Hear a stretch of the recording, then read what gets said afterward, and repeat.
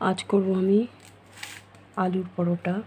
তার জন্য দুটো আলু নিয়েছি, রসুন নিয়েছি এতটা, আর নিয়েছি এক টুকরো আদা, দুটো পেঁয়াজ আর একটা আম সেদ্ধ করে নিয়েছি। আলুগুলো সেদ্ধ করে নেব, আর কিছুটা কাঁচা লঙ্কা, আর এখানে আছে ধনে আর জিরে গুঁড়ো।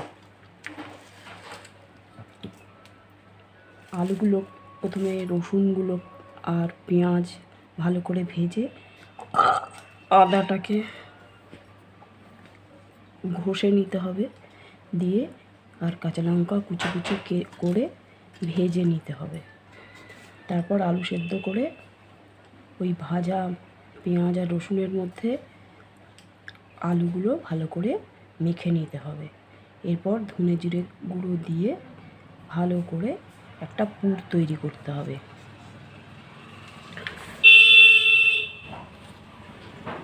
এর জন্য নিয়ে নিয়েছি আমি আটা আর ময়দা মিশিয়ে মেখে নিয়েছি। এখানে 5টা ডো করে নিয়েছি। ডোগুলো কিন্তু বড় বড় হতে হবে।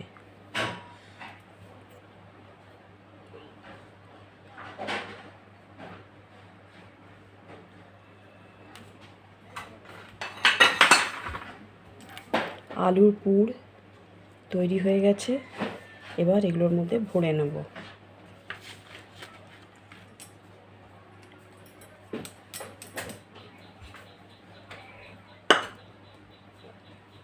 একটু আটা দিয়ে একটু এরকম করে নেবেন।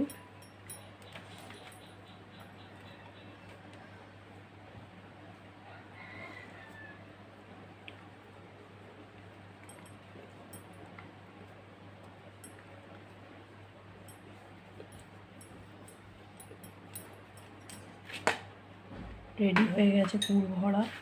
এবার আমি কি করব, এটাকে বেলে নেব।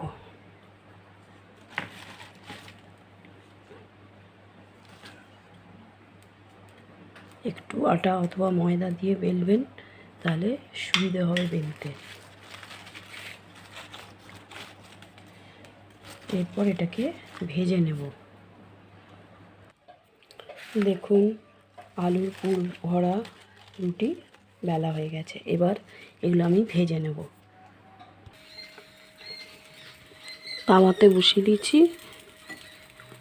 রুটিটা। এবার 2 চামচ সর্ষের তেল দিতে হবে। এই পিঠে 1 চামচ, ওই পিঠে 1 চামচ।